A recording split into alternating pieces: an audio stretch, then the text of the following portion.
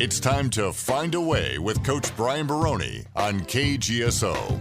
This week has already begun college basketball's most exciting time of the year. Conference tournaments have begun and the road to March Madness is quite busy. In this episode of Find a Way, I want to talk about what goes on behind the scenes when a team begins to prepare for their upcoming conference tournament. As a fan, it is exciting to see where your team is seated, potential matchups and rematches, and every team's record is once again even. A coaching staff has a short amount of time to find a way to win a conference tournament game on consecutive days. Typically, teams are not aware of who they're playing going into conference tournament play until the last regular season game comes to an end. However, the preparation does not begin when the final pairings are distributed. In order to put the team in their best position for a quick turnaround while finishing the regular season and heading into conference tournament, multiple scouting reports, video edits, and game plans are already being devised. It is a unique and extremely hectic time for a college coach. Often, the staff wants to keep their players from looking too far ahead. We've all heard the coaching cliche, we must take one game at a time. This is true for the team, but the coaches are not sticking to their own cliches advice because they simply can't.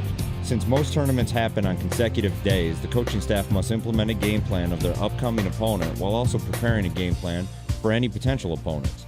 It is a difficult balancing act. It takes a lot of time and focus for a coach to prepare for multiple teams within a short time frame. Preparations are made in order to quickly shift gears after their team wins, and the actions of a team must turn from joy to a mental focus for the next day's opponent.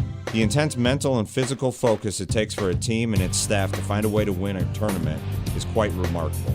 Coaching staffs all around the country are asking themselves questions like, what can we do to simplify our game plan and still be prepared?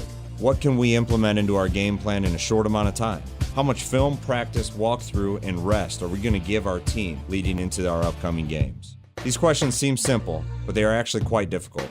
There's a balance needed to win games on 3 or 4 consecutive days. Choices must be made. Any fat must be cut. Coaches are having to decide how much or how little information they want to give to their team after just completing a game. Often as a team walks off the court winning a tournament game, they will come into their locker room with their next opponent's scouting report already on their locker room chair. A team will go back to the hotel, eat, head right down to the ballroom that has a lane and a three-point line taped to the floor. The team will immediately begin preparation for their game that is less than 24 hours away by walking through the new game plan. Along with a hotel ballroom being turned into a makeshift basketball court, you'll also see coaching offices and video editing stations set up. Finding ways to survive in advance is in every coach's mind during tournament play. The mental focus is something that should be respected as much, if not more, than the physical requirements it takes to win a conference tournament from both the coaches and the teams participating. I'm Coach Brian Barone, and that's your tip of the day to Find a Way.